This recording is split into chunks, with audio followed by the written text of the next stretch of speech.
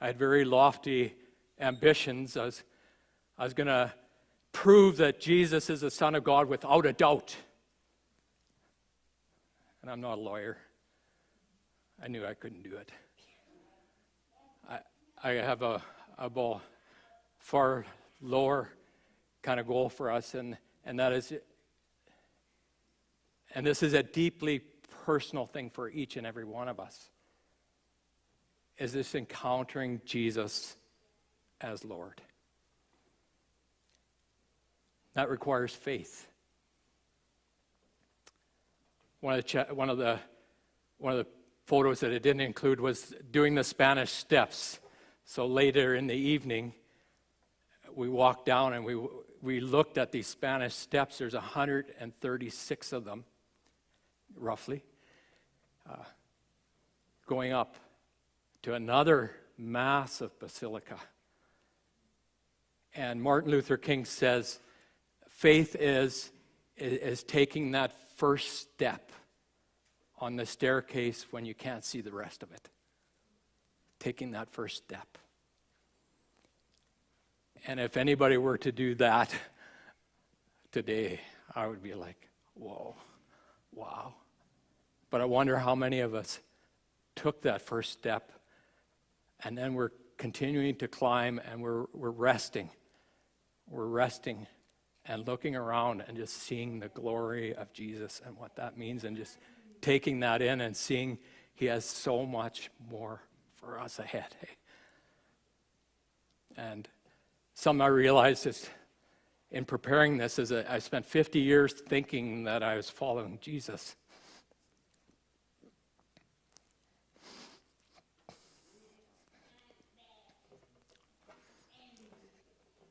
And I wonder if I'm just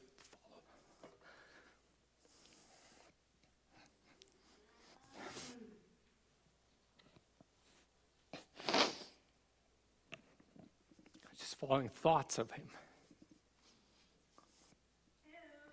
or just giving mental assent to ideas of him. We all face limits in being able to see Jesus as Lord, as Son of God. We have the limits of the filters of our culture, and those are so strongly ingrained enough, unless we travel outside of Saskatoon or Saskatchewan or Canada or other parts of the world, we don't realize how limited our mind is and our focus and our vision. Unless we travel even outside of evangelical church. I grew up in Pentecostal church. I was ordained as Alliance minister. But unless we travel outside of that, we don't realize the limits of the cultures that we live in. And Jesus continually said, he who has ears to hear, let him hear. Or if we have eyes to see, let us see. So one of the limits that we place, and I'll just share one, as evangelicals, is action-orientated. We're action-orientated, right? That's how we get close to God. We're going to win the world. We're going to convert everybody in the world and all that. I grew up in that. And that's good, and that's important. But try and find that in chapter 25. Try and find that in this chapter of Jesus saying that to us. As an exercise, and I showed that to the kids last night, the youth, that all the yellow in here are what Jesus is commanding us to do, and we only find 3 small sections in this whole of the 13 or 14 pages that we just cover. But we see red upon red upon red. And what that is what Jesus, I wasn't even thinking when I used pink. That's pretty close to red, but it's like the red letters. What Jesus is saying about himself. And he did say that he is the Son of God. But he kept it hidden, didn't he? But those who had eyes to see and those that had ears to hear, they heard it and they experienced it. There's many, many other limitations that we have as well, right? We grew up with a scientific mindset, but that shouldn't limit us at all. One of the favorite guys I've been listening to for the last several weeks is one of the head mathematicians of Oxford. And he's out defending the faith because he himself knows and confesses Jesus as Lord. And that's all caps. Jesus said to the disciples, and he spent like 3 years with them, and he says to them, "Who do people say I am?" And as we read chapter 25, we can see a number of different things, right? Is he John the Baptizer coming back? Is he Elijah? Is he prophet? Is he good man? Is he demonized? Is he a good teacher? All except for that one. Yes, he's all of those things and more. Okay? But who do people say today that Jesus is? But more importantly, Jesus says to each and every one of us here today, he says by name, he says, "Who do you say that I am?" And our life reveals it, hey? Our life reveals what that is. Jesus, and my points are just very, very simple. Listen, look, live. Listen, look, live. Jesus himself says, "What I am," several times in the Gospel of John, and we'll just focus on the Gospel of John right now. There's several other chapters there from the Synoptic Gospels, but we move to John, who was one of the three on that mountain, right? The mountain of transfiguration, when Jesus, his glory was shown to them. And the Gospel of John is all about Jesus as Son of God, my favorite gospel. John is the beloved, so when we hear and read the Gospel of John, we're getting it filtered through somebody whose heart language is the gospel. He comes to Jesus with his whole heart. It's all filtered through his heart, his head as well, but like, who couldn't say it was from his head when it starts with the Word was God, hey? In the beginning was the Word, and the Word was with God, and the Word was God, and everything that we see in all of creation, he created. We see these great buildings, and they're just amazing, aren't they? Amazing buildings. I didn't put the picture on here, but I got one picture of something God created, and Casey, I don't know how easy it is to put that up, but there's a picture of a donkey. I just imagine those great big arches and everything, and these powerful, powerful leaders, and Jesus comes riding in on a donkey. Another picture that I had is something I've never ever seen as a chicken duck. Anybody seen a chicken duck before? It's the craziest thing I've seen on the water. And I just think, wow, like God created even that being. So we look at John chapter 8, as we're flipping through. Jesus says, "I am," out of the 8 I ams of John, 3 are in this chapter. "I am the light of the world. Whoever walks in me doesn't experience darkness, but has the very light of life in them." And then in that same chapter, Jesus is facing the teachers, and we're starting with listen to the words of Jesus. Jesus says to them, "Before Abraham was, I am." Remember the significance of Yahweh, the covenant name for God that was given to Moses. Before Abraham, who was 2,100 years before Jesus, And Jesus, before Jesus' incarnation and coming into human being, and Jesus says to them, before Abraham was, I am. And then Jesus' words as well, his actions go beyond his words, but his words as well when his friend Lazarus passes away. And instead of running right away to heal, which maybe most of us pastors would do, we're just, let's run and make a difference, eh? He stays behind. He tells his disciples, this is to be able to see my glory and who I am and the Father's glory in me. And then when it's time to go wake him up, he says, let's go wake him up. And the disciples are like, don't wake him up. He'll get better. Oh, go. No, he died. And for your sake, I'm glad. I'm glad. Why? So that you can believe. And to the crowd around and to Mary and Martha, Jesus says, I am the resurrection and the life. Whoever comes to me will experience my life, not death, but life itself, life to the full. Do you believe this? These are Jesus' words. I could share a lot more about listening, but I want us to look as well and just look at this carefully.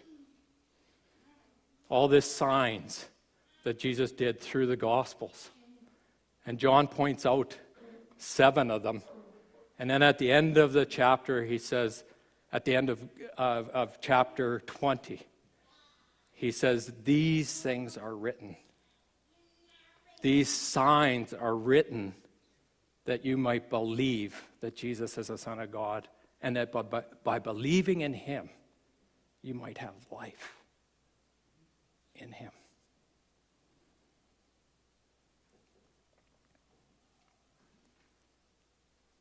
Where are we at this morning? How's our ears? How's our sight? How's our life? The one section that was read for us, so I won't read it again, and thanks, Jean, for reading those powerful words and praying that powerful prayer for us as well. As we look at the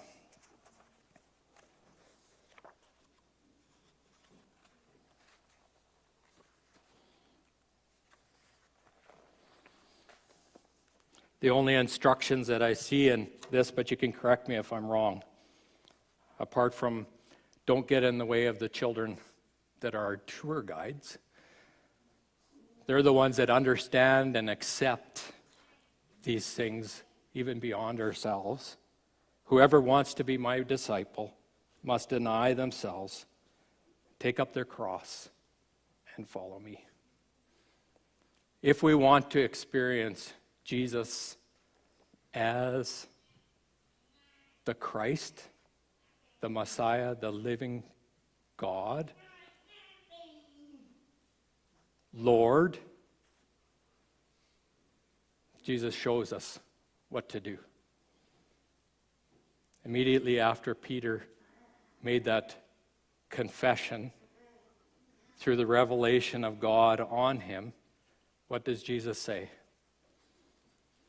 Immediately, he points to his death. And he says, on the 3rd day, I will rise from the dead. It's the biggest sign. It's the very proof of our faith, is that Jesus rose from the dead. That's the excitement in a couple of weeks that we're going to all experience together at 10:30 when we come to service together and fellowship with one another. And we can say together, he is risen. He is risen indeed. But because he is risen, what's my response today? I can die. I can die today. I can die again tomorrow. And I can die the next day. Why? Because he is risen. And it's no longer me that's living in this body, but it's Christ. He is the risen one.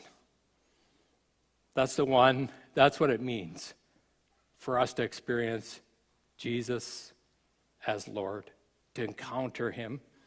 And we can do it on a daily basis. And for the rest of our life, we can discover what that means. We can plumb the heights and the depths and the width and the length of it. A few weeks ago, Karen and I watched one of the most remarkable stories, unbelievable stories that many of us are already familiar with, is that the life of Billy Graham, this very ordinary person. In fact, somebody challenged him and said, how could somebody as ordinary as you do what you have done in preaching the gospel around the whole world? And he says, you know, when I get to heaven, that's going to be my first question. What a humble guy. Here's a guy that from World War II right up to past President Clinton's era was a senior spiritual advisor and pastor to all of these presidents. And when he passed away, or before he passed away, he said to his son, people are going to say that and ask, has Billy Graham died? And you tell him, absolutely not. That's the biggest lie. I am more alive than I have ever been.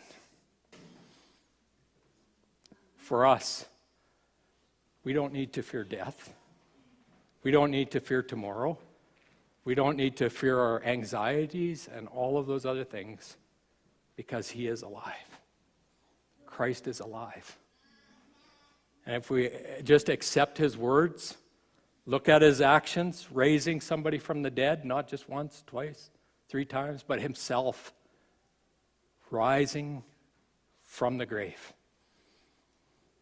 We live in a day like maybe no other for us, at least in our lifetime, of how everything is relative. And we hear over and over that every religion is basically the same. Don't believe it for a minute. Because here's the distinction right here. Who Jesus is, that he is Lord, he is the Son of God in human flesh.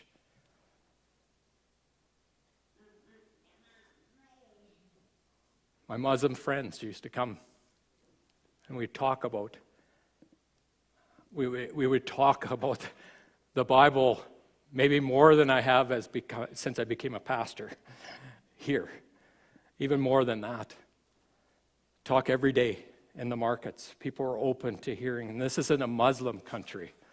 Hey? They would come in and they would say what their life is like. Before they go to bed at night, my friend would say, and these are really devout people, he would look through his day and say, did my good deeds outweigh my bad ones? If they did, in his judgment, his mind, he could sleep that night. If not, he would be troubled. What a remarkable thing for him to hear that God himself paid the debt for him once and for all. Isn't that powerful? What a distinction.